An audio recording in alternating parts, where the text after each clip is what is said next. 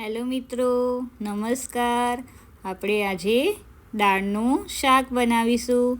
એકદમ નવી રીતે અને જલ્દીથી બની જાય છે. ખાવામાં પણ બહુ મજેદાર લાગે છે.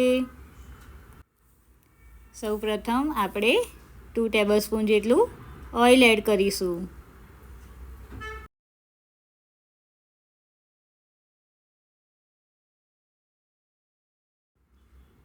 તેમાં રાઈ, હિંગ અને જીરાનો વઘાર કરીશું.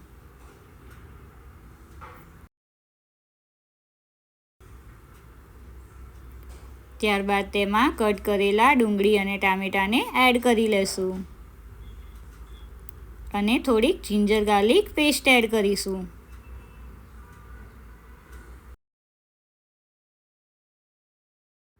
બે મિનિટ તેને કૂક કરી લેશું. સાથે સાથે આપણે ચણાની દાળને વોશ કરીને બોઇલ કરી લેવાની છે. ત્યારબાદ તેમાં સ્વાદ પ્રમાણે મીઠું એડ કરીશું, લાલ મરચું એડ કરીશું, ધાણા જીરું એડ કરીશું, થોડીક હળદર એડ કરીશું. બધી વસ્તુને સરખી રીતે મિક્સ કરી લેશું.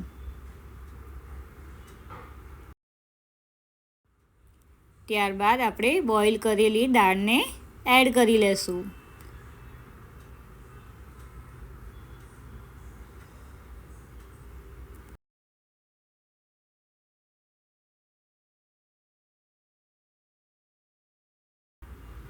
સરખી રીતે મિક્સ કરીને 2 થી 3 મિનિટ તેને ફરીથી કૂક કરી લેશું.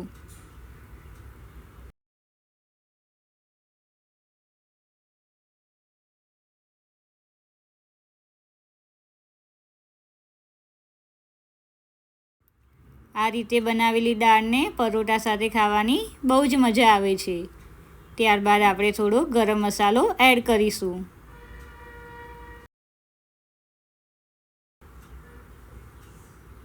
બન્યા છે ને એકદમ મજેદાર, જોતાં જ ખાવાનું મન થઈ જાય તેવું. ગરમા ગરમ તેને સર્વ કરીશું. શું તમે આ રીતે દાળનું શાક બનાવ્યું છે કે નહીં તે કોમેન્ટ કરવાનું ભૂલતા નહીં.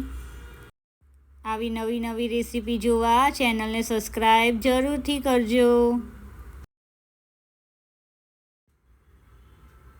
વિડીયો ગમે હોય તો લાઈક કરવાનું ભૂલતા નહીં. Subscribe my channel and join Cooking with Disha. Wow!